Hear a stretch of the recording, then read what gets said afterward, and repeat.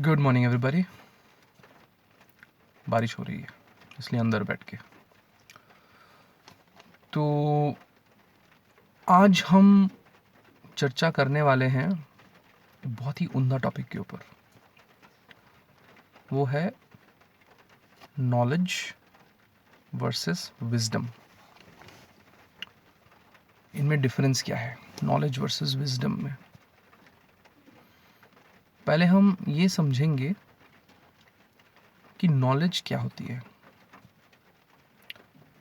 Knowledge होता है कि लाइफ में आपने कुछ सीखा, पढ़ा, आपको किसी चीज़ का नॉलेज है, आपको बुक से कुछ पढ़ के पता चला, आपको किसी से मिल के पता चला, किसी ने कुछ आपको बताया, तो आप बहुत नॉलेजेबल हो गए, आपको नॉलेज बहुत ज़्यादा है। उसको हम आज के टर्म में अगर यूज़ करेंगे तो नॉलेज, एक पर्सन का जो नॉलेज है उसको हम अलग अलग सब्जेक्ट्स में उस पर्सन को सब्जेक्ट मैटर एक्सपर्ट, एसएमई कह सकते हैं कि ये पर्सन बहुत नॉलेजेबल है। किसी को फाइनेंस के बारे में बहुत नॉलेज है या किसी को ग्लोबल पॉलिटिकल एनवायरनमेंट के बारे में बहुत नॉलेज है, किसी को मेडिसिन, टैबलेट नहीं, द साइंस, मेडिसिन साइंस, किसी को मेडिसिन के बारे में बहुत नॉलेज है क्योंकि वो सब्जेक्ट मैटर एक्सपर्ट है। They have acquired expertise through dedication of learning, उन्होंने लर्न किया है। सो नॉलेज होता है जहाँ हमने अपना आउटपुट एफर्ट देके सीखा है कुछ चीज़ और उसके एक्सपर्ट बन गए उस सब्जेक्ट के। विजडम क्या होता है फिर? ये बहुत ही ट्रिकी चीज़ है। हम कहते थे ना कि पुराने ज़माने में, कहते हैं पुराने ज़माने में जो साधु संत बाबा थे वो बहुत ही वाइज थे, या हमारी नानी बहुत वाइज है,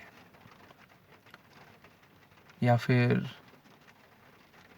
अरे सरपंच गांव के जो हैं बहुत ही वाइज हैं।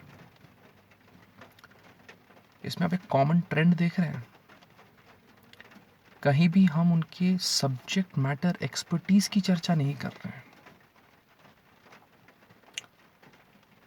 हम उनके यूटिलाइजेशन ऑफ नॉलेज की चर्चा कर रहे हैं। नॉलेज को एक्वायर करना, सब्जेक्ट मैटर एक्सपर्ट बनना, वो नॉलेज हो गया कि आदमी को कितना नॉलेज है, बट उस नॉलेज को यूटिलाइज कहाँ करना है, कितना करना है और कहाँ नहीं करना है,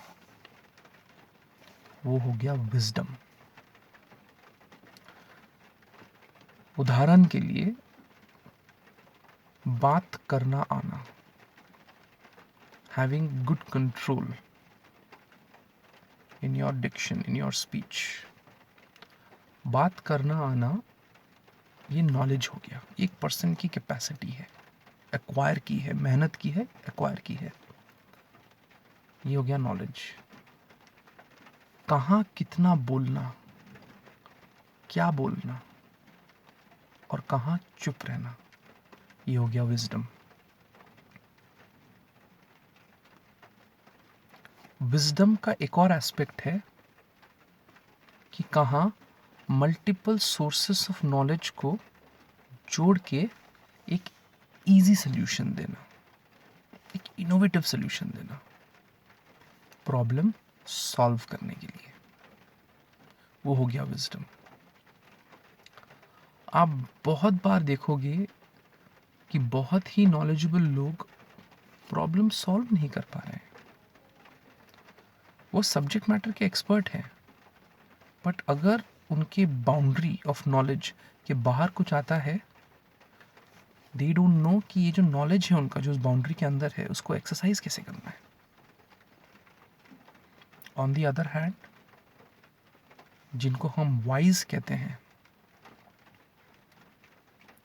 वो बहुत सारे ये बाउंड्रीज के साथ कनेक्टेड है। हर बाउंड्री का डेप्थ उनको नहीं पता, थोड़ा थोड़ा हर जगह का एक नॉलेज है जिसको कंबाइन करके उसका यूटिलाइजेशन वो अच्छा कर पाते हैं। क्रिएशन ऑफ एटॉमिक बॉम्ब, बहुत ज़्यादा इन डेप्थ नॉलेज चाहिए। You have to know atomic structure. You have to know the concepts of atomic fission. और फिर एटम बॉम्ब जो फिशन है ये कैसे काम कर रहा है वो डिस्कवर करना। इट्स अ फिनोमिनल नॉलेज, मतलब this is actually God level knowledge. उसका यूटिलाइजेशन इज विजडम। क्या उसका बम बनाए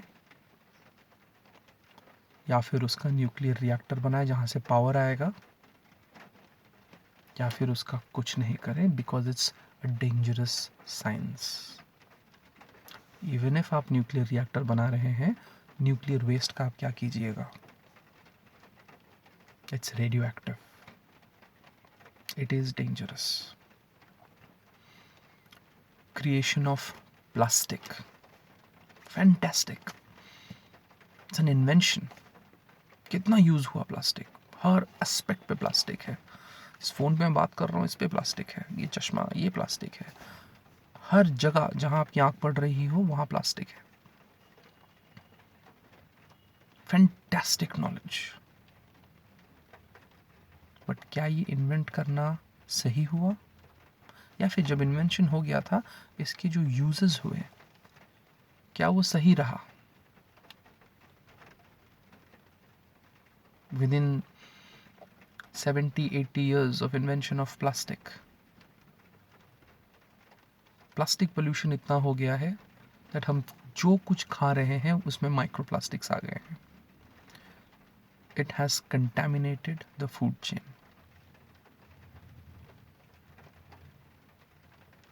Automobiles, the invention of gas turbine engine or gasoline engine, internal combustion engine, fantastic science. It's an exceptional science.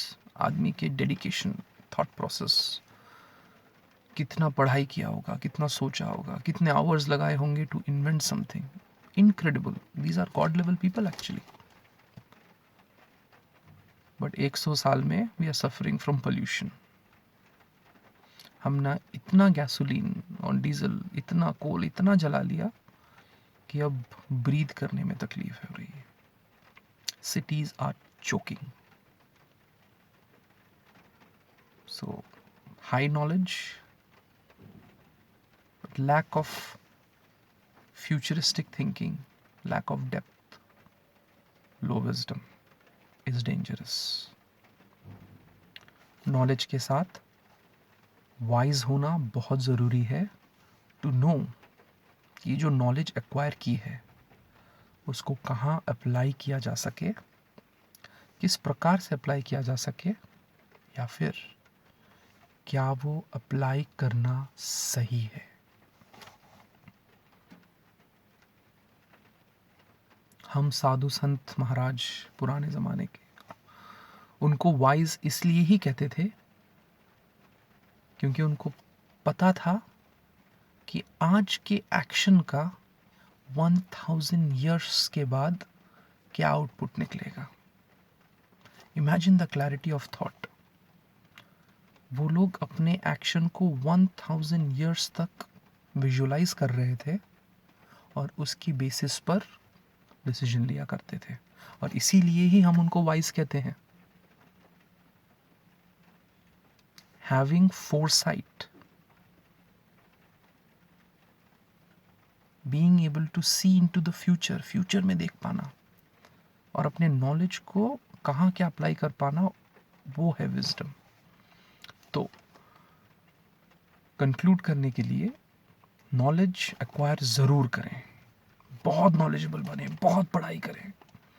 जितना knowledge इस life में आप gather कर सकते हैं करें, क्योंकि जितना गैदर करेंगे वो कम है, और गैदर करें।